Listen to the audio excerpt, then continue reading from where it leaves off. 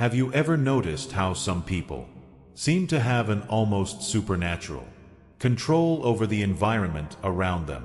Without saying a word, they don't shout, they don't beg, they simply withdraw, and suddenly everything changes. The energy shifts. People start to question, to chase after, to feel. Now imagine if you did the same. If you stopped reacting immediately to everything. If you chose silence instead of the automatic response, retreat instead of explosion, what do you think would happen? That's where the point lies. When you stop being always available, emotionally, physically, psychologically, the world around you goes into crisis because people are used to controlling you through your reactions, through your impulses, through your predictability.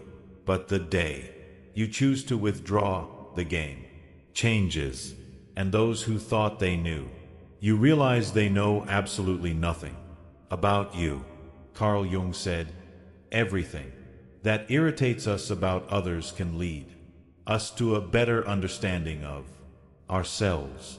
Now think about this. When you become inaccessible, who really gets desperate? Who gets irritated? Who tries to provoke you just to elicit some emotion back? This reveals more about the other than about you, and it mainly reveals how much you are still being manipulated without realizing it. You keep giving yourself to please, to maintain peace, to not lose people who deep down were never really with you. And with every forced yes, every immediate response, every emotional reaction, you give away a piece of your energy. And at the end of the day, what's left? Tiredness, frustration, and emptiness you can't explain. But I'll tell you why. Because you are too available for those who don't deserve even a minute of your silence. This video is not about turning your back on the world. It's about choosing yourself. It's about learning what Jung called individuation, the process of becoming whole, authentic, complete. And this process begins when you understand that silence can be stronger than 1,000 arguments. That withdrawal, when it comes from awareness and not from escape, is an act of power.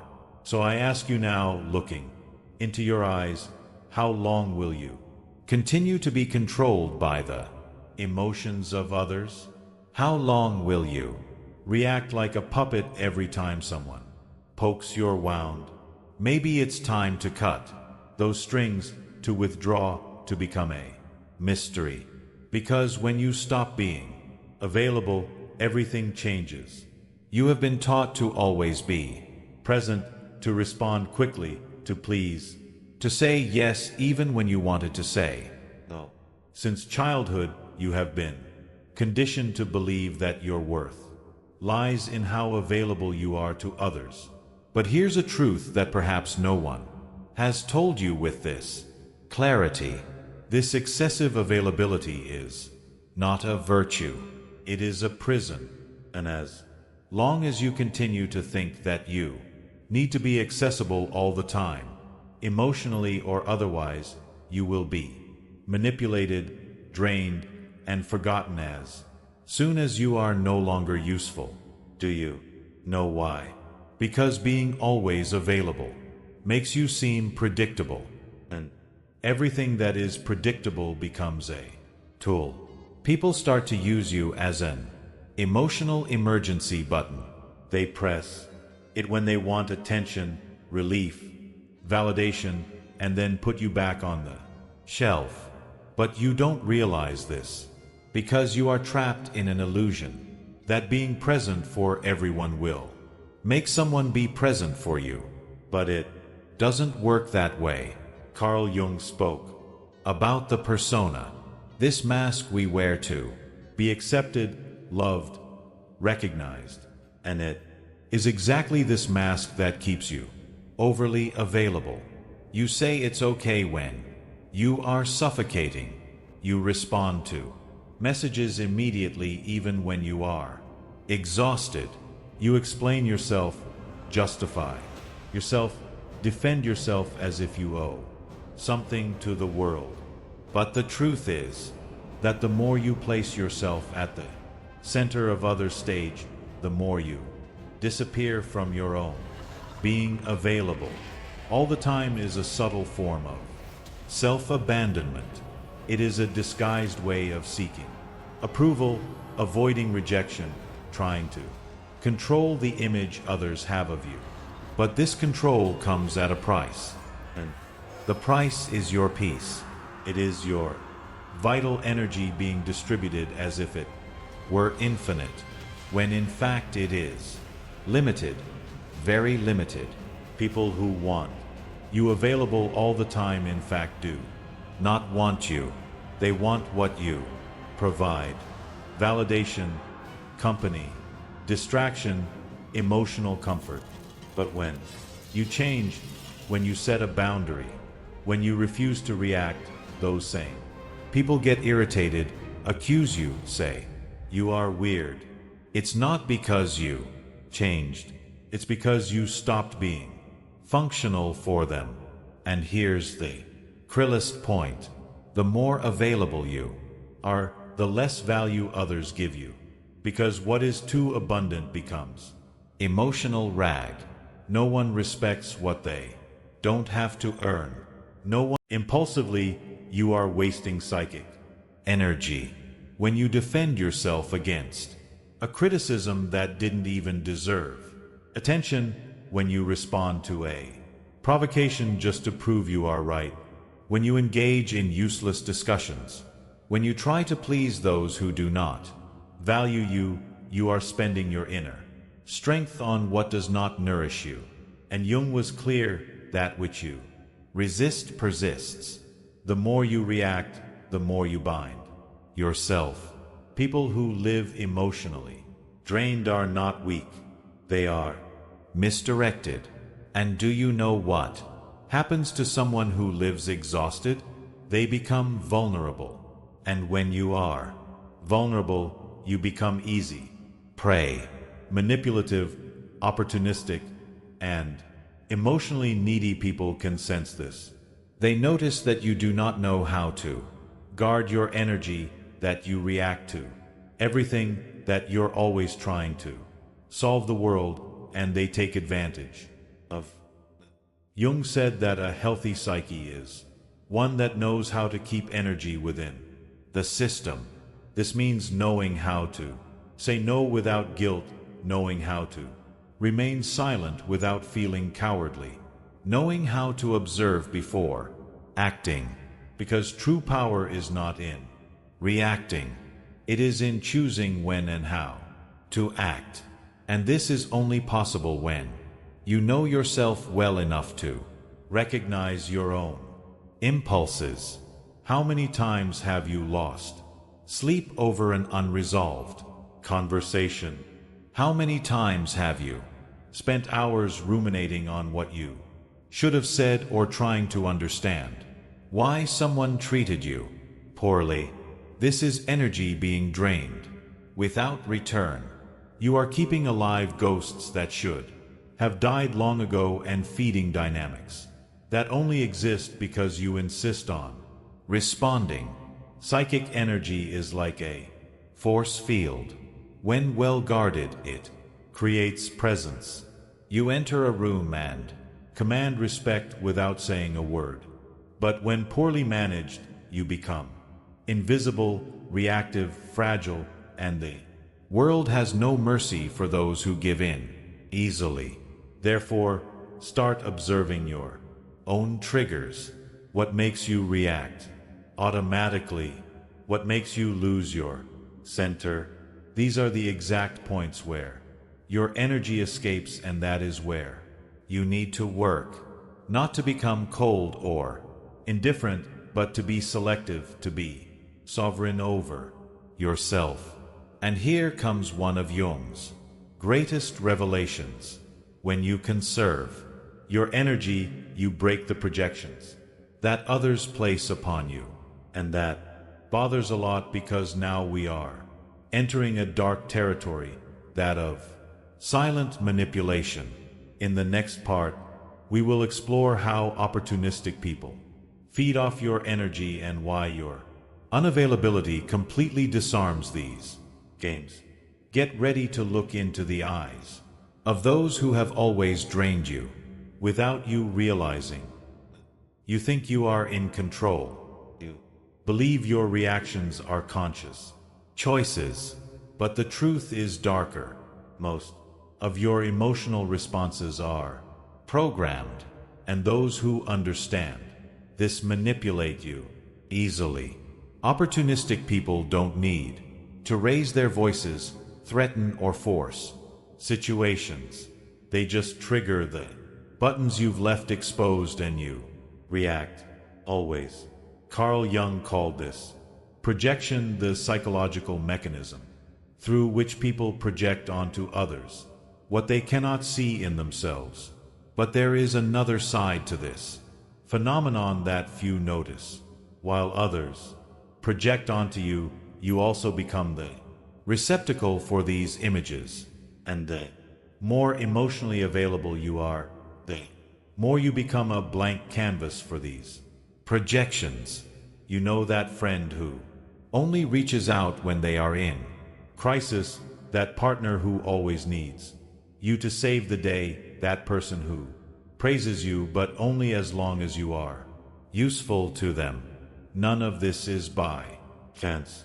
They are not relating to you. They are relating to the idea of you too. The role you agree to play. And why do you agree? Because you are afraid of disappointing, afraid of not being loved, afraid of being abandoned. The most effective manipulation doesn't happen in shouting. It happens in the silence of guilt. When you feel that you owe something to the other, when you believe you need to be available, need to help, need to understand, even when it destroys you inside. And here is the central point. The manipulator doesn't need to control you. They just need you to keep reacting the same way. But when you stop reacting, the game breaks. When you start saying no, responding with silence, withdrawing instead of explaining yourself, the projections begin to crumble. The mask they put on you falls, and this leaves people unsettled because they no longer know who you are. And worse, now they are forced to look at themselves, and not everyone is prepared for that. Your unavailability is a threat because it forces others to confront their own emptiness. The silence you offer reveals the internal noise they don't want to hear. And then comes the attack, the criticism, the emotional drama. Not because you are wrong, but because you stopped serving as a convenient mirror. Jung said, "We do not become enlightened by imagining figures of light, but by making the darkness conscious." When you withdraw, when you stop feeding the cycle, the other's shadow begins to emerge. And this is unbearable for those who have always used you as an escape. But what about you? Are you ready to deal with the discomfort of being misunderstood, rejected, or even attacked for protecting yourself? You ready to endure the silence that comes after the rupture? Because it is precisely in that silence that a new kind of power is born. And that is what we will talk about now. In the next part, you will understand why silence can be the most devastating weapon of the human psyche, and how it completely changes the dynamic between you and the world. The modern world is noisy. Everyone wants to be heard, wants to respond quickly, wants to win pointless debates and prove their point, even if it costs them their own peace. But there is a power that few know and even fewer master the power of silence, not the silence of passivity or cowardice, but conscious, strategic, brutally lucid silence. The kind of silence that is not absence but amplified presence. Jung saw silence not as a void but as a fertile ground for inner transformation. When you stop reacting, you begin to observe, and by observing, you see patterns that previously went unnoticed, emotional repetitions, manipulation games, cycles of self-sabotage. Silence allows for lucidity, and lucidity is dangerous for those who live to control. Have you noticed how some people panic when you don't respond, when you don't explain yourself, when you simply disappear? It's not because they miss you. It's because your silence takes away their narrative control. While you speak, you are still in the game. But when you are silent, you change the rules, and that unbalances anyone who thrives on your reaction. True silence is not the absence of voice. It is mastery over one's own energy. It is the refusal to be dragged down by someone else's emotions. It is the conscious choice not to engage in battles that are not worth your wear. Jung said that individuation, the process of becoming who you truly are, requires this distancing, because only in silence can you listen to yourself without the world's interference.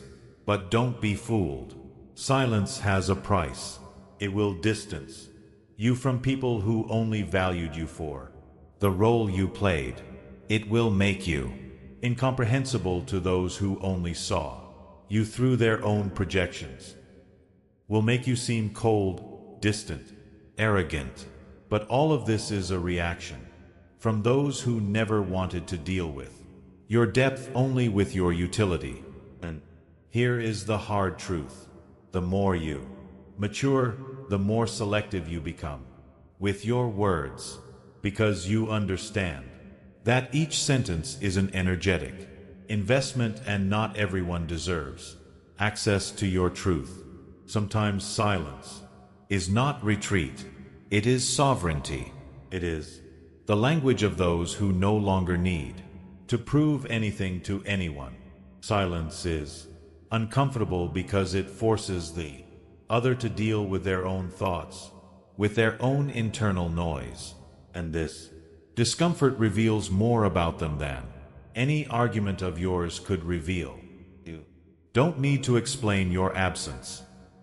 Explains itself, and those who feel threatened by it reveal how much they depended on your imbalance to maintain their own control. But the most powerful silence is not the one that disturbs the other.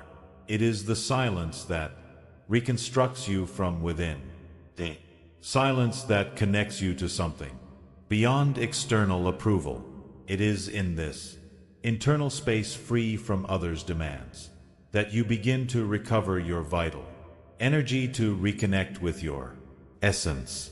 And this is precisely what we will talk about in the next part, because it's not enough to just cut out external noise. You need to relearn how to use your energy consciously, to choose where it goes, where it stays, and most importantly, where it should never be wasted.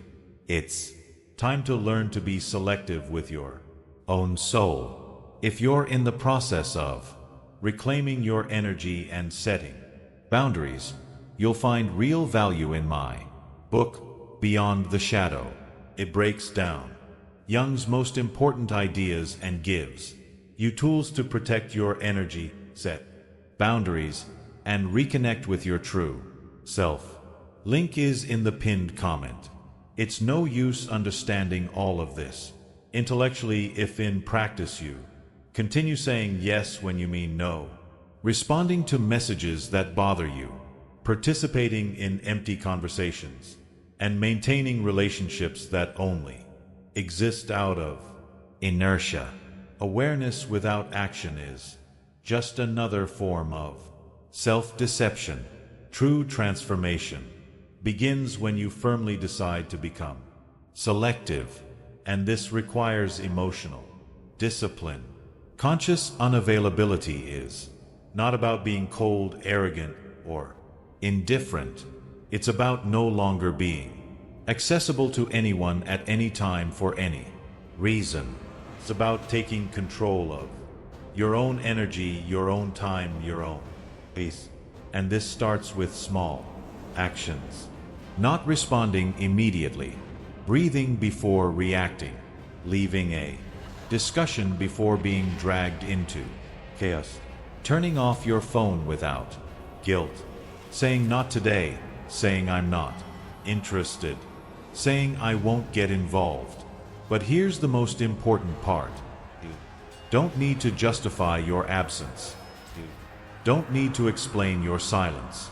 You owe nothing to anyone but yourself.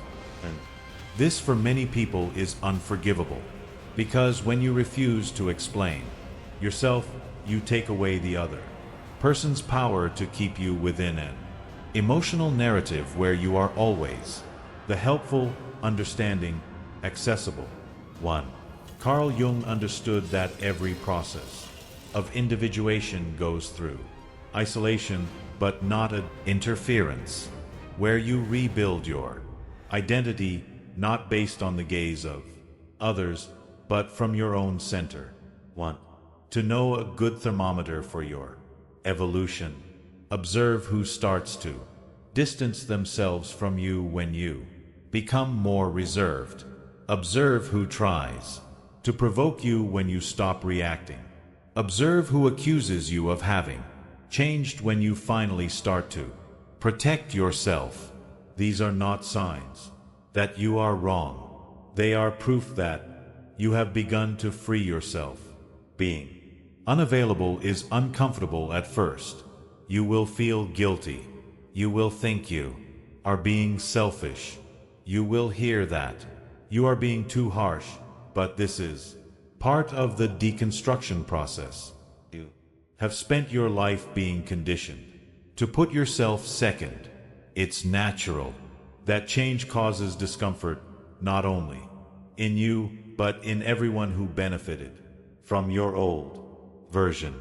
Conscious unavailability is the foundation of self-determination. When you say no to the world, you are saying yes to yourself. When you withdraw from a toxic environment, you are reaffirming that your peace is worth more than any false connection. And when you stop explaining yourself, you begin to be respected, even if it's by few. But not everyone is ready for this type of presence, because your emotional absence will expose wounds they do not want to face. It will reveal how much they depended on your emotional chaos to feel in control. And it is at this moment that the rupture comes. And with the rupture comes the pain, the loneliness, the estrangement, the feeling that you are losing something when in fact you are just freeing yourself. But what happens after that? What comes after the distancing? What is born from the silence? In the last part, we will talk about the rebirth that only happens when you have the courage to be misunderstood, to be alone, and to become whole on your own. It's time to understand why the loneliness of the strong is the path to true freedom. When you stop being available to everyone, something profound begins to happen. First comes the silence. Uncomfortable silence that seems to scream inside you. You wonder if you did the right thing, if you are being too harsh, if you are losing people who liked you. But gradually this silence transforms. It begins to cleanse, to calm, to heal. And then comes solitude, but not the solitude of absence. It is the solitude of total presence. The solitude of the strong, the solitude of one who no longer betrays themselves to keep others close. And in that space where there was once confusion, clarity enters. Where there was once anxiety, peace enters. Where there was once neediness, a new kind of strength enters. The strength of being whole within yourself. Carl Jung said that the process of individuation, becoming who you really are, requires you to distance yourself from the collective that you disidentify from, the mask that you walk alone for a while. And that is exactly what you are doing. When you decide to become unavailable, you are not fleeing the world. You are returning to yourself. Is at this point that you stop being a reactor and become a creator. You cease to be shaped by circumstances and begin to shape your reality from within. People who feel uncomfortable with your absence, they reveal that they never wanted you. They wanted the role you played. And now that you no longer fit, they don't know what to do with you. And that is liberating. You will lose people, but you will find yourself. You will distance yourself from places, but you will reconnect with your essence. You will become misunderstood, but finally you will begin to be respected, because when you are no longer available for anything, you become valuable, rare, unforgettable, and don't be fooled. This is a rebirth, a new beginning, the start of a life where you are no longer available for emotional crumbs, for mind games, for voids disguised as affection. Now you only accept what resonates with your peace, with your truth, with your wholeness. And if you have made it this far, it's because a part of you is already ready for this new path. Part of you has already understood that being loved means nothing if for that you have to abandon yourself. And that true self-love begins when you choose yourself, even if it costs you to be alone for a while. Now tell me in the comments, are you ready to be misunderstood, rejected, or even hated in the name of your inner freedom? Are you willing to pay the price of being you? If this message touched you, if it made sense, write in the comments, I choose my peace. Let's see how many here are ready for this transition. And don't forget, keep watching the next video. It's important, much more than you imagine. See you there.